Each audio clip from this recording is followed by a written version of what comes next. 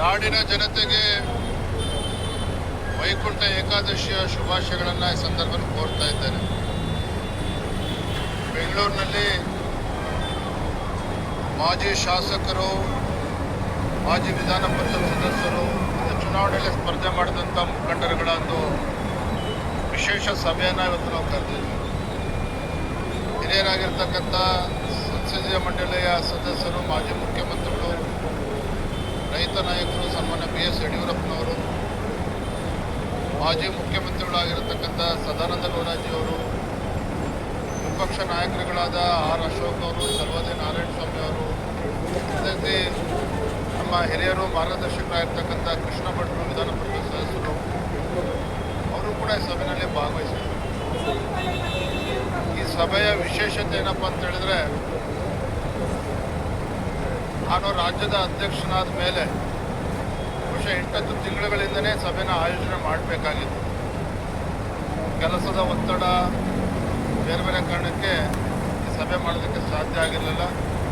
ಆದರೆ ಇಂದಿನ ಸಭೆಯಲ್ಲಿ ಪಕ್ಷವನ್ನು ಹೇಗೆ ಇನ್ನೂ ಬಲಪಡಿಸಬೇಕು, ಮುಂದಿನ ದಿನಗಳಲ್ಲಿ ಎಲ್ಲ ಸಮಾಜ, ಎಲ್ಲ ವರ್ಗದ ಜನರನ್ನು ವಿಶ್ವಾಸಕ್ಕೆ ತೆಗೆದುಕೊಂಡು ಜಿಲ್ಲಾ ಪಂಚಾಯಿತಿ, ತಾಲೂಕು ಪಂಚಾಯತಿ ಚುನಾವಣೆಗಳು, ನಮ್ಮ ಕಾರ್ಯಕರ್ತರ ಚುನಾವಣೆ, ಹೇಗೆ ನಾವು ಚುನಾವಣೆಯನ್ನು ಎದುರಿಸಬೇಕು. ರಾಜಕೀಯ ಪಕ್ಷ ಅಂದಮೇಲೆ ಸಣ್ಣ ಪುಟ್ಟ ವ್ಯತ್ಯಾಸಗಳು, ಗೊಂದಲಗಳು ಇರ್ತದೆ. ಅವೆಲ್ಲವನ್ನೂ ಕೂಡ ಕೇಂದ್ರದ ವರಿಷ್ಠರು ಗಮನಿಸ್ತಾ ಇದ್ದಾರೆ. ಅದು ನಮ್ಮೆಲ್ಲರ ಕರ್ತವ್ಯ. ನಾವೆಲ್ಲರೂ ಕೂಡ ಒಗ್ಗಟ್ಟಾಗಿ, ಒಂದಾಗಿ ಪಕ್ಷವನ್ನು ಬಲಪಡಿಸ್ತಕ್ಕಂಥ ಕೆಲಸ ಮಾಡಬೇಕು ಅನ್ನೋ ಸಂದೇಶವನ್ನು ಸನ್ಮಾನ್ಯ ಯಡಿಯೂರಪ್ಪನವರು, ಎಲ್ಲ ಹಿರಿಯರು ಕೂಡ ನೀಡಿದ್ದಾರೆ. ಮತ್ತು ರಾಜ್ಯದ ರಾಜಕೀಯ ಪರಿಸ್ಥಿತಿ ಬಗ್ಗೆ ಕೂಡ ನಾವು ಚರ್ಚೆ ಮಾಡಿದ್ದೇವೆ. ಯಾವ ಗ್ಯಾರಂಟಿಗಳನ್ನು ನಂಬಿಕೊಂಡು ಇವತ್ತು ಕಾಂಗ್ರೆಸ್ ಸರ್ಕಾರ, ಆಡಳಿತ ಪಕ್ಷ ಇವತ್ತು ಈ ರಾಜ್ಯವನ್ನು ಅಧೋಗತಿಗೆ ತೆಗೆದುಕೊಂಡು ಹೋಗ್ತಾ ಇದ್ದಾರೆ. ರಾಜ್ಯದಲ್ಲಿ ಅಭಿವೃದ್ಧಿ ಶೂನ್ಯ. ಇವತ್ತು ಬಾಣಂತಿಯರ ಸಾವಿನ ಪ್ರಕರಣ ಇರ್ಬೋದು, ನವಜಾತ ಶಿಶುಗಳ ಒಂದು ಮರಣ, ಒಂದು ಕಡೆ ಸರಣಿ ಮರಣ ಹೊಂದ್ತಾ ಇರ್ತಕ್ಕಂಥದ್ದು, ಭ್ರಷ್ಟಾಚಾರ, ಆತ್ಮಹತ್ಯೆ ಪ್ರಕರಣಗಳು ಕೂಡ ಅರ್ಥ ಮಾಡ್ಕೊಂಡು ಕೂಡ ಒಗ್ಗಟ್ಟಾಗಿ ಹೋಗಬೇಕು ಅನ್ನುವ ಸಂದೇಶವನ್ನು ಇವತ್ತಿನ ಸಭೆಯಲ್ಲಿ ಎಲ್ಲ ಹಿರಿಯರು ಕೂಡ ನೀಡಿದ್ದಾರೆ.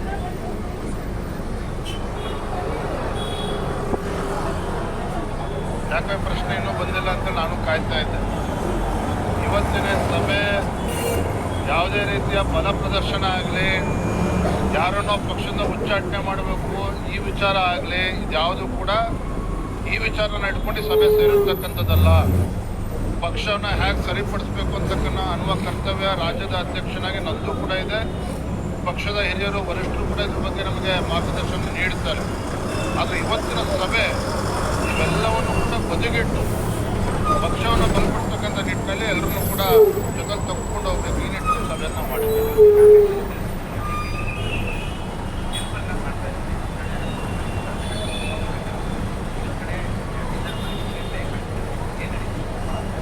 DK ಶಿವಕುಮಾರ್ ಅವರು ಇತ್ತೀಚೆಗೆ ನಡೆದ ಬೆಳಗಾವಿಯ ಅಧಿವೇಶನದಲ್ಲಿ, ಚಳಿಗಾಲದ ಅಧಿವೇಶನದಲ್ಲಿ ಸದನದಲ್ಲಿ ಮಾತನಾಡಿದ್ದಾರೆ, ಒಂದು ಮಾತನ್ನು ಹೇಳಿದ್ದಾರೆ.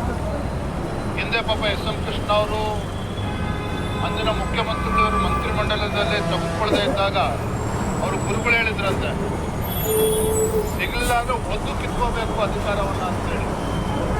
ಅದನ್ನು 15 ವರ್ಷಗಳ ನಂತರ ಮತ್ತೊಮ್ಮೆ DK ಶಿವಕುಮಾರ್ ಅವರು ಸದನದ ಒಳಗಡೆ ನೆನಪು ಮಾಡಿಕೊಂಡಿದ್ದಾರೆ.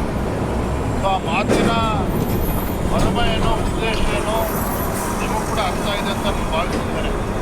ಇದರ ಹಿನ್ನೆಲೆಯಲ್ಲಿ ಒಂದು ಕಡೆ ಸಿದ್ದರಾಮಯ್ಯನವರ ಪವರ್ ಶೇರಿಂಗ್ ಫಾರ್ಮುಲಾ ಏನಿದೆ, ಕೆಲವೊಂದು ಕಡೆ ಅಂತ್ಯಗೊಂಡಿದೆ ಅನ್ನೋ ವಿಚಾರ ಕೂಡ ಬೀಳ್ತಾ ಇದೆ. ಪವರ್ ಶೇರಿಂಗ್ ಫಾರ್ಮುಲಾ ಏನಿದೆ ಅಂತೇಳಿ DK ಶಿವಕುಮಾರ್ ಅವರು ಹೇಳಬೇಕು, ಸಿದ್ದರಾಮಯ್ಯನವರು ಹೇಳಬೇಕು. ಆದರೆ ನಮಗಿರ್ತಕ್ಕಂಥ ಮಾಹಿತಿ ಸಿದ್ದರಾಮಯ್ಯರ ಅವಧಿ ಪೂರ್ಣಗೊಳ್ತಾ ಇದೆ ಅಂತೇಳಿ. ಹಾಗಾಗಿನೇ ಸಿದ್ದರಾಮಯ್ಯನವರು ಕೂಡ ದಾಳವನ್ನು ಹೊರಡಿಸ್ತಾ ಇದ್ದಾರೆ. ಬೇರೆ ಬೇರೆ ಸಚಿವರ ಮುಖೇನ ಮೂಲಕ ಡಿನ್ನರ್ ಪೊಲಿಟಿಕ್ಸು ಕಾಂಗ್ರೆಸ್ ಪಕ್ಷದಲ್ಲಿ ಈಗಾಗಲೇ ಪ್ರಾರಂಭ ಆಗಿದೆ. ನಾನು ಅವತ್ತೇ ಹೇಳಿದ್ದೇನೆ, ಯಾವಾಗ ಸಚಿವರ ಮನೆಯಲ್ಲಿ ಕೆಲವು ಮಂತ್ರಿಗಳ ಶಾಸಕರನ್ನು ಸೇರಿಸಿದ್ರು, ಅಲ್ಲೇ ಸಿದ್ದರಾಮಯ್ಯನವರ ಆಟ ಪ್ರಾರಂಭ ಆಗಿದೆ ಅಂತಕ್ಕಂಥದ್ದು ಜಗಜ್ಜಾಹೀರಾಗಿದೆ. ಅವರ ಹೈಕಮಾಂಡ್ ಏನೇ ಹೇಳಿದ್ರು ಸಹ ಇನ್ನರ್ ಪೊಲಿಟಿಕ್ಸ್ ಕಂಟಿನ್ಯೂನೂ ಕೂಡ ಆಗ್ತದೆ, ಮುಂದುವರಿತದೆ. ಡಿ ಕೆ ಶಿವಕುಮಾರ್ ಅವ್ರು ಹಂಗಂತೇಳಿ ಏನು ಒದ್ದು ಕಿತ್ಕೋಬೇಕು ಅಂತೇಳಿ ಗುರುಗಳು ಅವ್ರಿಗೆ ಹೇಳಿದ್ದಾರೆ. ಆ ಒಂದು ಕಾರ್ಯದಲ್ಲಿ ಅವರು ಕೂಡ ಪ್ರವೃತ್ತರಾಗ್ತಾರೆ ಅನ್ನೋದು ನಮಗೆ ಕೂಡ ಬೀಳ್ತಾ ಇದೆ. ಹಾಗಾಗಿ ಬರೋ ದಿನದಲ್ಲಿ ಆಡಳಿತ ಪಕ್ಷದ ಜಗಳ ಏನಿದೆ ಈಗಾಗಲೇ ಬೀದಿಗೆ ಬಂದಿದೆ, ಇನ್ನೂ ಕೂಡ ರಾಜ್ಯ ಜನ ನೋಡೋರಿದ್ದಾರೆ. ಥ್ಯಾಂಕ್ ಯು, ಧನ್ಯವಾದ.